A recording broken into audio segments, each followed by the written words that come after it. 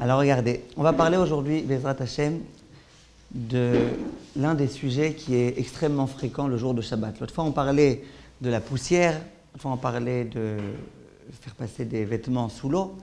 Aujourd'hui, on va parler d'un certain nombre de points, d'autres points. Premier point, que se passe-t-il dans le cas où un vêtement se salit? L'autre fois, on parlait de poussière. Là, on va parler de salissure. Mon vêtement, il est sale. Il y a un peu de pkaïla qui est tombé sur ma chemise. Il y a un peu de boue qui s'est mise sur mes chaussures, sur mes vêtements, etc., etc. Que se passe-t-il dans ce genre de cas? Alors, dans un premier temps, on va parler, Bezrat Hashem, des vêtements. Qu'est-ce que j'entends par vêtements? Des vêtements qui sont faits à base de tissu. Quand on parle de vêtements à base de tissu, on avait déjà dit de façon explicite que s'il y a de la poussière et qu'on veut retirer la poussière, qu'est-ce qu'on avait dit la semaine dernière? Que Shulchan Aruch dit que c'est permis ou interdit? Permis. Les Ashkenazim ils disent qu'il vaut mieux craindre que c'est interdit, vous vous rappelez? Après, il y a les conditions, noir et compagnie. Maintenant, ça c'était quand il y a de la poussière. Maintenant, prendre un vêtement qui est sale et le faire passer sous l'eau. Je prends un vêtement sale, je vois ici qu'il y a une saleté. Je ne frotte pas, juste, je le prends, je le mets sous l'eau, mais il est sale. Je le mets sous l'eau exprès pour nettoyer. Est-ce que c'est permis ou interdit? C'est interdit. L'eau, c'est ma mâche, ça lave. L'eau, ça lave. Donc là, je mets de l'eau dans un vêtement qui est sale. C'est sûr qu'il y a un problème. Vous suivez? Alors, ça, c'était ce qu'on avait dit la semaine dernière, si je veux mettre avec de l'eau. Si j'ai un vêtement qui est propre et que je veux le faire passer sous l'eau, qu'est-ce qu'on avait dit la semaine dernière? On avait dit que d'après certains, comme Rav Ovadia, c'est complètement permis. Et d'après d'autres, il faut aussi que ce soit derech lichlour. Ça veut dire que, par exemple, je rentre sous l'eau, au moment où je vais à la piscine, par exemple, alors au moment où je vais à la mer. Là, mon corps, il rentre dans l'eau, et là, ce n'est pas une façon de nettoyer le vêtement, c'est une façon de salir. Ça, c'était ce qu'on avait dit autrefois. Maintenant, je parle d'un cas où le vêtement s'est sali, et je ne veux pas me servir d'eau. En prenons un exemple qui a été écrit dans Shulchan Aruch. Il y a de la boue qui s'est posée sur ma veste. Un jour comme ça, de pluie, etc., il y a quelqu'un qui a marché trop vite à côté de moi. Il y a de la boue qui est venue se mettre sur ma veste. Maintenant, sur ma veste, sur mon vêtement, je vois ici qu'il y a de la boue. J'aimerais le retirer. Alors, est-ce que c'est permis ou est-ce que c'est interdit? Alors, tout d'abord, est-ce qu'on peut dire que si je le retire, sans eau, je parle avec ma main, est-ce qu'on peut dire qu'il y a un Issour Minatora? On ne peut pas. C'est comme on avait dit la semaine dernière, pour la plupart des poskim en tout cas, le Issour Minatora, c'est quand tu te sers d'eau. Si tu te sers sans eau, ce n'est pas le vrai liboun. Le vrai mélaben, c'est quand tu te sers d'eau. Pas forcément de savon, mais au moins d'eau. Donc, ce n'est pas vraiment un liboun de retirer une saleté qui est dessus. Ce n'est pas vraiment un liboun. Mais ça ressemble à liboun. Ça ressemble à un nettoyage. C'est la raison pour laquelle dit le Shulchan Aruch de nettoyer normalement, c'est interdit. Donc, qu'est-ce qu'on appelle normalement? À l'époque, la façon de laver une veste, si on ne voulait pas se servir d'eau, c'était de la frotter. Ça veut dire, si j'ai ici par exemple, je ne sais pas comment dire, imaginez ici par exemple, là, vous voyez ma veste? Imaginez que sur ma veste j'ai un peu de boue. Les gens, qu'est-ce qu'ils faisaient? Ils prenaient la veste et ils frottaient comme ça. Et de cette façon-là, ils retiraient la boue. Ça veut dire ils retiraient en prenant deux parties du vêtement et en frottant à l'endroit même où il y a de la boue. Donc si tu fais comme ça en semaine, ça ne me dérange pas. Mais si tu fais ça Shabbat, on a l'impression que tu laves. C'est la raison pour laquelle dit le Shulchan Aruch, on va pouvoir t'autoriser Shabbat. Mais pas comme ça. Pas tu prends la veste et tu fais au niveau de la boue. Tu fais à l'inverse. C'est-à-dire tu prends le vêtement à l'envers et à l'envers tu frottes. À l'envers de la veste tu frottes et puis quelque part ça va réussir à retirer la boue. Ça veut dire que tu fais d'une façon différente, en d'autres termes. Si d'habitude tu fais en frottant ici, là tu frotteras par derrière. Ou alors, disent les poskim, tu prends un couteau et avec ton couteau tu frottes un petit peu la boue. En général, comment on nettoyait? En prenant les deux parties de la veste et en les frottant. Ben là, tu prends par exemple un couteau et tu retires. Ou avec ton ongle par exemple. Tu prends ton ongle et tu frottes un petit peu la boue qui se trouve. Bref, tu t'arranges pour faire de façon inhabituelle. Le lavage habituel, frotter partie contre partie, non. Mais de procéder d'une autre façon, on a le droit.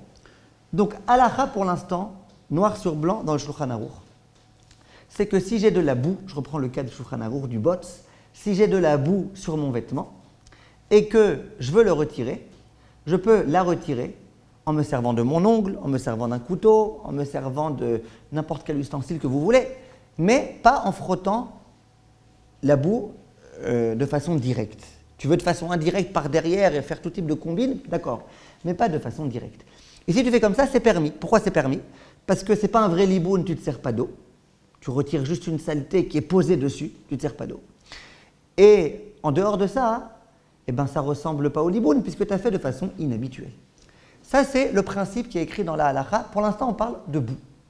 Vous allez me dire, d'accord, mais nous, la plupart des cas qu'on a, ce n'est pas de la boue. Alors, une seconde. Ça, c'est la halakha pour l'instant. Vous avez compris? Sur ça vient le Chafetz Chaim et il pose une question, une véritable bombe atomique, cette question.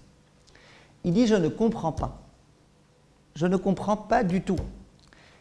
Il y a une halakha dans le même Siman Shin Bet, le chapitre dont on est en train de s'occuper, là, du liboun. Il y a une halakha qui dit la chose suivante. À l'époque, quand ils prenaient certains vêtements et qu'ils les sortaient de la machine, eh ben, ils avaient une coutume pour rendre le vêtement encore plus blanc que blanc, pour le rendre encore plus lumineux, je ne sais pas exactement comment dire. Ils prenaient le vêtement et ils le frottaient un petit peu. Ils avaient une méthode pour faire en sorte que le vêtement soit encore plus propre que propre.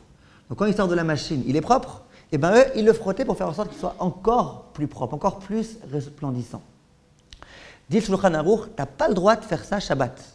De prendre Shabbat un vêtement même propre et de le frotter jusqu'à ce qu'il devienne encore plus propre, tu n'as pas le droit de faire ça Shabbat. Bien le Chafetz Chaim me dit, je ne comprends plus rien. De prendre un vêtement où il y a de la boue et de frotter pour retirer la boue, ça tu as le droit, juste fait de façon un petit peu différente, prends un couteau, prends un machin. Mais tu as le droit. Tu vas avoir un vêtement qui était sale, tu l'as rendu propre et tu me dis que ça ne s'appelle pas liboun. Alors que de prendre un vêtement propre et le rendre encore plus propre, ça tu me dis que c'est interdit. C'est complètement bizarre. Vous êtes d'accord avec la question du Chafetz Chaim? Si on accepte que le même Shulchan Aruch dit que la boue, tu peux la retirer, alors qu'un vêtement qui est déjà propre, tu n'as pas le droit de le rendre encore plus propre, on ne comprend plus rien. Très difficile à comprendre. Vous suivez? Alors comment on fait? Comment on résout? Et vous allez voir que ça, de résoudre cette question, ça va nous conduire à un comportement à avoir Shabbat si on a une saleté sur le vêtement. Bien le Chafetz Chaim est dit, quand d'une façon générale, on retire de la boue. Il y a de la boue qui est sur le vêtement. Donc il y a de la boue, c'est irsak comme disent les enfants, c'est gros, c'est encombrant, c'est sale, c'est moche. Je prends un couteau et je retire un petit peu. Est-ce que vous êtes d'accord que finalement, quand tu vas retirer, il va quand même rester encore des traces de cette boue? A priori, il va rester. En tous les cas, dit le Chafetz Chaim, c'est de ça que le Shulchan Aruch parle. Quand le Shulchan Aruch te dit que tu as le droit de frotter, de retirer en frottant la boue, il laisse entendre que bien évidemment, après, il va rester encore des traces. Donc si ton inquiétude, c'est de dire « Ah, mais t'aimais la benne, tu laves », je lave rien du tout. J'avais un vêtement sale et je le rends un peu moins sale, mais il restera toujours sale. Donc on ne parle pas ici de liboun. Par contre, dans le cas où tu prends un vêtement propre et où tu le rends encore plus propre, il n'empêche qu'il est devenu encore plus propre. C'est-à-dire que si tu considères que l'iboun, ça consiste à rendre propre, à rendre blanc, pour prendre les termes exacts, tu avais un vêtement blanc, tu l'as rendu encore plus grand. Donc tu as fait l'iboun. Ron? Alors que lorsque tu as pris quelque chose qui était sale, il reste encore sale, ça ne s'appelle pas l'iboun. Donc vient le Chafetz Chaim et il dit de façon très très claire que tout ce qu'on va t'autoriser Shabbat à retirer une saleté, je répète, je ne parle pas de poussière, une vraie saleté, une saleté qui est non pas rentrée dans le vêtement, mais qui s'est collée sur le vêtement.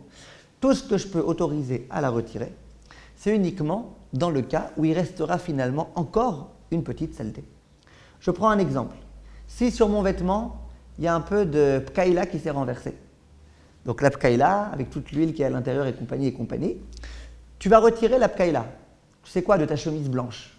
Tu retires la pkaïla, tu retires, tu as dessus une petite feuille d'épinard qui est dessus, tu retires la feuille d'épinard. On met de l'épinard dans la pkaïla chez les Tunisiens ou on met que de l'huile? On maintient un peu d'épinard. Donc tu retires la feuille d'épinard, mais tu sais qu'il va rester encore une empreinte vert fluo sur ta chemise. Est-ce que ça sera permis d'après le Chafetz Chaim de retirer? Oui? Très bien. Par contre, si jamais j'ai autre chose, je ne sais pas exactement quoi, par exemple j'ai un vêtement rouge, j'ai de la chouchouka qui s'est renversée sur mon vêtement rouge, et maintenant je viens et je retire jusqu'à ce qu'il n'y ait plus aucune empreinte, il n'y a plus rien, tu ne verras plus rien. Ah, tu as lavé, tu avais un vêtement sale, et maintenant il est propre. Peut-être que le rouge, ce n'est pas un bon exemple, parce que la saleté, elle reste, simplement tu ne la vois pas. Mais prenons un exemple de quelque chose de blanc. Tu manges quelque chose à la béchamel le Shabbat, je ne sais pas comment, petit déjeuner, tu as du fromage qui s'est collé sur ta chemise blanche, ou sur ta, d'accord, ou sur ta veste, et tu sais très bien qu'en frottant bien, tout va tomber, tout va retirer, tout va être parti. Dis le Chafetz Chaim, c'est assaut. Parce que c'est pas pire, c'est pas plus simple que le cas où tu as pris un vêtement blanc, tu l'as rendu encore plus blanc. Si un vêtement blanc que tu rends encore plus blanc, c'est assaut, a fortiori un vêtement sale que tu rends propre. Ça, c'est le Chafetz Chaim. Et il y a pas mal de posquets manénou qui ont tranché comme le Chafetz Chaim. Chafetz Chaim, c'était un Gdolador, c'était le grand posek ashkenazim du siècle précédent. Donc quand le Chafetz Chaim dit quelque chose, beaucoup de poskim l'ont suivi. Vous avez pas dit que le melaben, ça vient surtout quand on se sert d'eau pour nettoyer la tâche? Alors je vous dis, le vrai melaben, c'est quand on se sert d'eau. Le deoraita, c'est ce que j'ai dit. Le deoraita, c'est quand il y a de l'eau. Pourquoi ici, par exemple, quand il y a de la boue, j'autorise à retirer un petit peu, etc. Tachles, tu nettoies un petit peu quand même si tu considères qu'il restera une saleté, mais tu nettoies un petit peu. Pourquoi on a interdit de façon ordinaire et on a autorisé de façon inhabituelle? Parce que là, ce n'est pas un vrai melaben. D'accord? C'est ce qu'on a expliqué. Maintenant, dans le cas où je prends un vêtement sans me servir d'eau, mais il était sale, il va devenir propre. Dit le Chafetz Chaim, eh ben, c'est pire que le cas où j'avais un vêtement propre et que sans eau, je l'ai rendu encore plus propre, encore plus brillant. Et ça, tu vois que le Shulchan Aruch interdit. C'est peut-être pas Deoraita comme vous dites, parce que tu ne te sers pas d'eau, mais tu vois qu'il y a un problème. Donc vient le Chafetz Chaim et dit, tout ce qu'on a autorisé, c'est uniquement quand finalement il restera une saleté. C'est clair? Donc on a déjà une halakha dans beaucoup de choses, beaucoup de cas de figure. Vous avez un peu de nourriture, vous avez un grain de dafina qui est tombé sur votre jupe, vous voulez le retirer. Maintenant, je ne parle pas qu'il est complètement détaché, juste pour le retirer. Je dis c'est un peu collé. Parce que s'il est complètement détaché, ça ne s'appelle pas melaben. Tu retires juste. Si j'ai un truc qui est tombé ici, je le retire, ça s'appelle pas melaben. Mais vous avez par exemple un truc qui s'est collé. On ne va pas dire un grain de blé. On va dire un peu de sauce comme ça, qui s'est collé sur votre vêtement et qui maintenant est incrusté au vêtement. Vous voulez la retirer. Dit le Chafetz Chaim, mais tout dépend. S'il reste une tache après, c'est permis. S'il ne reste pas de tache, c'est interdit. Maintenant, je vais vous dire, beaucoup de poskim enseignent la halakha dans ce sens-là. C'est que si vous allez à un cours de halakha, on va dire un cours à peu près classique, on vous enseignera ça, et puis ça sera la conclusion finale. Conclusion finale de la halakha, ça sera, s'il reste une empreinte, vous pouvez retirer. S'il ne reste pas d'empreinte, vous ne pouvez pas. Et moi aussi, pendant des années, j'ai enseigné ça. Mais un jour, je me suis aperçu qu'il y a des grands poskim manénou qui sont Mekel un peu plus que ça. Il y a un Rav qui s'appelle le Taz. Le Taz, c'était un des géants poskim de l'époque. Le Taz, lui, il a une autre solution au problème. Est-ce que vous vous rappelez la contradiction du Chafetz Chaim? Le Chafetz Chaim, il dit, si tu as de la boue sur ton vêtement, tu peux la retirer. Pourtant, on te dit que si tu as un vêtement blanc et que tu le frottes pour le rendre encore plus blanc, tu n'as pas le droit. Le Chafetz Chaim, il voit ici une contradiction. Vous la comprenez, cette contradiction? Alors, le Chafetz Chaim, il est obligé de résoudre la contradiction. Il doit bien essayer de trouver une solution. C'est quoi la solution du Chafetz Chaim? Il dit, dans un cas, il n'y a plus d'empreinte. Il dit, dans la boue, l'empreinte, elle sera encore là. Donc, ça ne s'appelle pas l'iboun. Par contre, là-bas, tu as un vêtement propre, tu le rends encore plus propre, ça s'appelle l'iboun. Vient le Taz et beaucoup d'autres poskim, et ils disent, nous, on a une autre façon de résoudre la contradiction. Vous savez, c'est quoi la façon de résoudre la contradiction? Ils disent, quand tu as de la boue sur ton vêtement, et que tu retires la boue, c'est pas l'iboun. L'iboun, c'est pas ça. Là, en quelque sorte, tu as retiré un truc de dérangeant. L'iboun, c'est littéralement blanchir. L'iboun, c'est tu prends une matière et tu la rends propre. Pas tu retires quelque chose de dérangeant. Comme ça, il y a certains poskim qui veulent dire. Et donc, ils veulent dire que quand tu prends un vêtement qui est blanc, et puis par tout type de moyens, tu le rends encore plus blanc, ben, tu as fait l'iboun. Tu avais un vêtement blanc. Maintenant, toute personne qui voit ce vêtement, il dit « Ouais, il est brillant ce vêtement ». Donc, tu as fait quelque chose. Tu as fait quelque chose dans le vêtement. C'est comme si tu as mis une espèce de teinture dans le vêtement pour rendre le vêtement encore plus noir, encore plus blanc, encore plus quelque chose. Là, tu as vraiment fait quelque chose. Tu avais un vêtement noir normal qui sortait de la machine, tu l'as frotté, maintenant il est brillant. Ben, tu as fait quelque chose. Par contre, dans le cas où tu avais de la boue, et que cette boue, tu l'as retirée, le tissu, il est resté la même chose. Tu n'as rien fait dans le tissu, tu as juste retiré quelque chose qui était sur le tissu. Ils veulent dire que ces poskim, c'est un petit peu comme la poussière. Pourquoi dans la poussière on avait autorisé? Pour les Sfaradim en tous les cas. Parce que la poussière, c'est pas que tu fais quelque chose sur le tissu. C'est que tu as quelque chose qui est dans le tissu, tu retires. Un peu comme on avait dit autrefois, tu as une plume sur ton vêtement, tu la retires. Ça ne s'appelle pas que tu as lavé le tissu. Ça, c'est le Taz qui veut dire. Si on dit comme le Taz, eh ben même si tu sais très bien qu'en retirant la boue, il restera plus rien, c'est quand même permis. Puisque à nouveau, j'ai rien fait dans le tissu, j'ai juste retiré quelque chose d'externe qui me dérangeait. Et bien ça, il faut que vous sachiez, il y a un sefer qui a été écrit par quelqu'un qui est marié avec la petite fille du Rav Ovadia. Ce livre, il s'appelle, comment il s'appelle? Mishnat HaShabbat, je crois. Non, Maaseh Shabbat, il s'appelle. Dans ce livre-là, il dit explicitement, il ne dit pas au nom de son grand-père, mais il dit, enfin du grand-père de sa femme, mais il dit explicitement qu'on peut très bien être possède comme le Taz et autorisé même si on retire tout. Le Rav Mazouz, dans son Mishnah Brura, il écrit explicitement qu'on peut très bien être possède comme le Taz. Donc c'est vrai qu'il y a le Chafetz Chaim qui dit attention, c'est uniquement s'il reste une petite saleté que tu as le droit de retirer. Fais en sorte qu'il reste encore une petite saleté. Sachez qu'il y a d'autres rabbanim. Le Taz et le Kaf HaChaim, ils ramènent ces opinions-là. Et le Rav Mazouz, il ramène ces opinions-là. Qui disent que non, même si tu retires complètement, pour les Sfaradim qui autorisent de retirer la poussière, on pourra autoriser là aussi. Donc je résume. J'ai sur ma veste un peu de saleté. Pas quelque chose d'extérieur, pas de la poussière. La poussière, ça on a compris que d'après tout le monde, si je suis Sfarad, c'est permis, ou si je suis Ashkenaz, que mon vêtement n'est pas tout propre, etc., et pas tout neuf. On avait expliqué tout ça la semaine dernière. Moi, je vous parle d'un autre cas. J'ai de la boue qui s'est posée sur mon vêtement. Est-ce que j'ai le droit de retirer cette boue ou pas? Alors, si je suis Ashkenaz, et donc que je dois tout faire comme le Chafetz Chaim, alors là, ou que je suis Sfarad et que je suis bien intentionné, que j'ai envie d'être mahmir un maximum dans les Chod Shabbat, alors là, qu'est-ce que je fais? Je nettoie en faisant en sorte qu'il reste encore une petite tache. Tu avais une grosse tache énorme, retire l'essentiel, mais qu'il reste encore un petit quelque chose, qu'il reste une petite empreinte.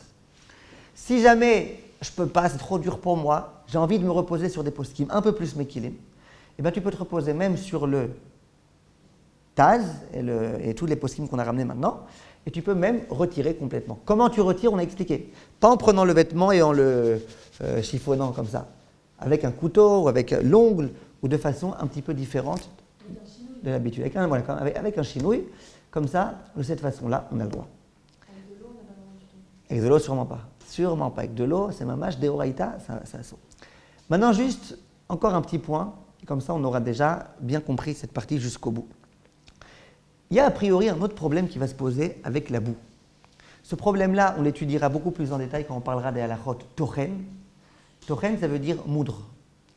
Les poskim, ils disent que quand tu prends de la boue et que tu l'écrabouilles, tu l'émiettes, et ben en quelque sorte, t'es tochen, tu mous. C'est quoi moudre? C'est prendre quelque chose de grand et le disperser en plusieurs parties. Je prends par exemple du blé, je le concasse et j'obtiens de ça de la farine. Et il y a plein d'exemples dans la halacha.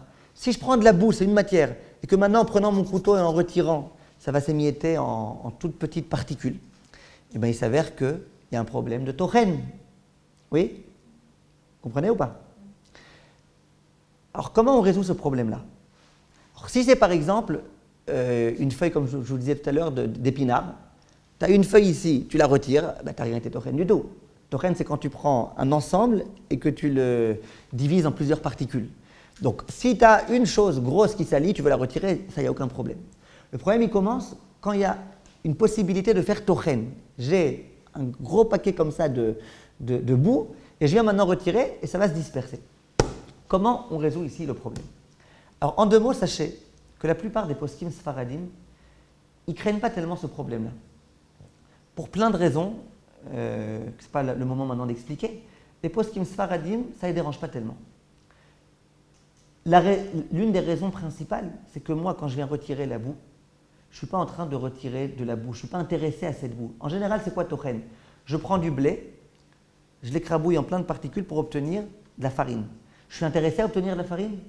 Oui, ça s'appelle une melacha chez Tzricha, les gouffas. Je fais une melacha dont j'ai besoin de la résultante. J'ai besoin d'obtenir du blé, c'est pour ça que je concasse de la farine, c'est pour ça que je concasse mon blé. Par contre là, je ne suis pas intéressé à obtenir cette boue. Que cette boue, elle soit en forme de boue ou en forme de particules, ça ne m'intéresse pas. Je ne vais pas me servir après des particules de boue pour faire je ne sais pas quoi. Donc c'est une melacha chez Tzricha, les gouffas. Déjà, c'est une raison d'autoriser. Et en dehors de ça, les poskim sfaradim, ils veulent dire quand tu es en train de retirer la boue, ça ne s'appelle pas que tu es tochen, tu es préoccupé à faire complètement autre chose. Tu es en train de nettoyer ton vêtement, tu es en train de retirer quelque chose, tu n'es pas en train de faire tochen. Donc pour plusieurs raisons, les poskim sfaradim, ils ne tiennent pas trop compte de ce problème de tochen. Les poskim ashkenazim, eux, ils tiennent beaucoup plus compte de ce problème-là. Et donc eux, ils disent que toute autorisation, c'est soit quand la boue, elle est liquide, donc elle ne forme pas une entité, donc il n'y a pas de problème de tochen. Tochen, c'est quand tu as une entité et que tu la divises. Si la boue, elle est liquide, il n'y a pas de problème. D'accord? Soit, comme je vous disais, on parle d'une feuille d'épinard, on parle de machin, mais si tu as vraiment de la boue qui est comme ça, les poskim ashkenazim ils disent tu ne peux pas la retirer parce que quand tu la retires, tu fais tochen. À moins qu'il y ait un tout petit quelque chose de boue, j'allais dire une petite empreinte de boue, c'est pas tochen. Tochen, c'est quand tu as quand même une certaine quantité. Si tu as un tout petit machin, là, il n'y a pas le problème. C'est clair? Donc, résumé à la et maasé. Si tu as de la boue sur ton vêtement, de la boue liquide, disons, comme ça, tu n'as pas de problème de tochen. D'après donc les poskim disent, tu la retires de façon inhabituelle, c'est avec un couteau, ou avec ton ongle, ou avec machin, mais pas en frottant le vêtement sur lui-même. Tu as le droit de le retirer. D'après le Chafetz Chaim, tu fais en sorte juste qu'il reste une petite empreinte après. D'après le Taz et certains autres poskim, c'est même pas la peine qu'il reste d'empreinte, retire comme tu veux, enfin retire avec un chinouille, mais même si finalement tout reste propre, il n'y a pas de problème. Pourquoi on a dit alors qu'on ne dirait pas mais qu'il y a un problème parce que tu rends plus blanc que blanc? Non, ça c'est quand ton intérêt c'est de prendre le vêtement et de travailler sur le tissu lui-même pour le rendre plus blanc. Mais quand tu es en train juste de retirer quelque chose qui te dérange, ça c'est autorisé. Maintenant, dernier tout petit point que je voulais vous dire ici. Si je suis ashkénaze et que j'ai de la boue sur mon vêtement, de la boue sèche, j'ai de la boue sèche, oui, dit le Chafetz Chaim, tu peux demander à un goy de lui te retirer, sans eau, hein, mais de te retirer avec un couteau. Alors tu me dis, ah oui, mais quand il va retirer, il va être tochen. Dit le Chafetz Chaim, il n'y a pas de problème. Parce que c'est amiral et akoum, tu demandes à un goy. De demander à un goy, ça transforme déjà toute melacha en issour des rabanan. Si je dis à un goy de faire une melacha de oraïta, c'est quoi mon issour à moi? C'est un issour des rabanan. J'ai pas le droit d'allumer un feu. Si je demande à un goy d'allumer un feu, j'ai fait un issour des rabanan, pas des oraïta. Si moi je l'avais fait, ça aurait été des oraïta. Si je lui demande, c'est des rabanan. Hein? C'est quoi directement? Ouais, alors une seconde, ça c'est la halakha du. Mais même si je lui demande directement, d'allumer un feu, j'ai fait un issour des rabanan. Maintenant, melacha shenat tzricha legoufa, comme on a dit, quand je retire la boue, je ne suis pas intéressé à la moudre. Ça transforme aussi pour beaucoup de poskim la chose en des rabanan. Donc demander à un goy qui fasse une melacha shenat tzricha legoufa, comment on appelle ça en hébreu? Très des rabanan. C'est doublement des rabanan. C'est-à-dire on s'éloigne beaucoup de l'interdit. Disent les poskim, très des rabanan. Pour Gvod Abriot, c'est permis. Toi, tu ne te vois pas prier comme ça, sale et compagnie, être dehors sale, ne pas être habillé, c'est pas bien. Toi, tu vas être habillé proprement, tu ne vas pas sortir avec des taches. Donc, tu as de la boue. On t'a dit, tu peux retirer la boue avec un couteau. Oui, mais on t'a dit juste si elle n'est pas solide, c'est ashkénaze. Si c'est solide, c'est un problème. Alors, demande à un goy, lui, il aura le droit de te retirer.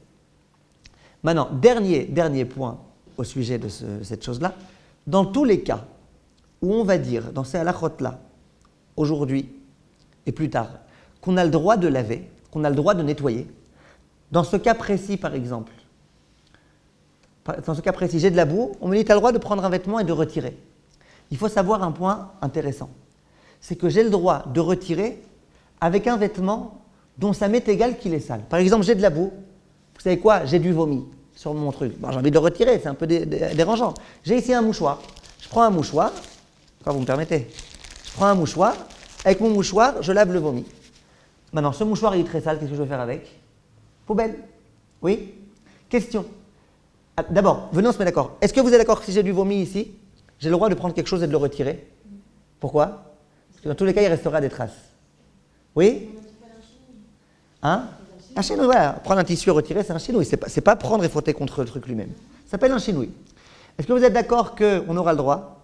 Eva, vous êtes d'accord? Parce qu'on vous a toujours appris, ce que moi je vous ai appris aujourd'hui. Vous êtes d'accord qu'on aura le droit de prendre un mouchoir et de retirer le vomi? À condition qu'il reste une petite saleté d'après le Chafetz Chaim. Il a fait. Maintenant, imaginez que pour retirer ce vomi, je me sers par exemple de ma chemise. Je prends une chemise et je retire le vomi. Est-ce que ça sera permis ou interdit? Chachamim m'ont interdit ça. Devinez pourquoi? Qu'est-ce qu'il y a si Chali n'est pas interdit de salir? Il y a interdit de nettoyer. Eden, pourquoi? C'est une takanat rachamim de peur que. Eva, de peur que quoi? Si je prends ma chemise et qu'avec ma chemise je lave le vomi, qu'est-ce qu'on risque de craindre? Qu'est-ce qu'on peut en venir à... De quoi? Ah, on risque après d'en venir à laver... Exactement. On risque d'en venir après à laver cette chemise. Pourquoi? Je ne supporte pas de voir ma chemise blanche, impeccable, avec dessus du vomi. Donc si tu prends un mouchoir, tu prends quelque chose qui est censé être sale, ça ne te dérange pas qu'il soit sale. Et avec tu nettoies, Enbaya, tu ne vas pas en venir comme ça avoir le réflexe immédiat d'aller laver ton mouchoir. Depuis quand on a vu qu'on lavait des mouchoirs? Ton mouchoir, il est sale, tu le mets à la poubelle. Tu prends une serpillière. Imaginez, vous avez ici un peu de kaila, vous prenez une serpillière propre et vous retirez avec. C'est pas grave, la serpillière c'est fait pour être sale. Vous n'allez pas avoir la coutume immédiatement, le réflexe immédiatement d'aller la laver. Donc ça c'est permis. Mais de prendre un vêtement dont vous ne supportez pas qu'il soit sale et se servir de ce vêtement pour retirer ici la saleté, ça c'est interdit, de peur qu'on en vienne à nettoyer le vêtement qui s'est lui-même sali à présent. Donc retenez bien, quand on va donner des exemples, l'autre fois par exemple on parlait du balai et de la spongia, vous vous rappelez de tout ça? Je vous disais par exemple, si un peu de jus de raisin qui s'est versé sur un carreau, je vous avais dit vous pouvez très bien prendre quelque chose et puis c'est un endroit très précis. Vous vous rappelez ce qu'on avait dit? On avait dit par exemple en tous les cas que tu as le droit de prendre un chiffon, une serpillière et la poser sur ce jus de raisin. Attention, une serpillière, tu as le droit. Ta chemise, tu n'auras pas le droit. Parce que ta chemise, une fois qu'elle sera pleine de jus de raisin, tu risques de prendre le réflexe de la mettre à la machine et d'allumer la machine. Ça, c'est une taquin rachamim. Donc, serpillière, oui. Mouchoir, oui. Sopalin, oui. Toutes les choses dont ça ne te dérange pas que ce soit sale. Pas de problème. Chose dont ça dérange que ce soit sale, c'est un problème.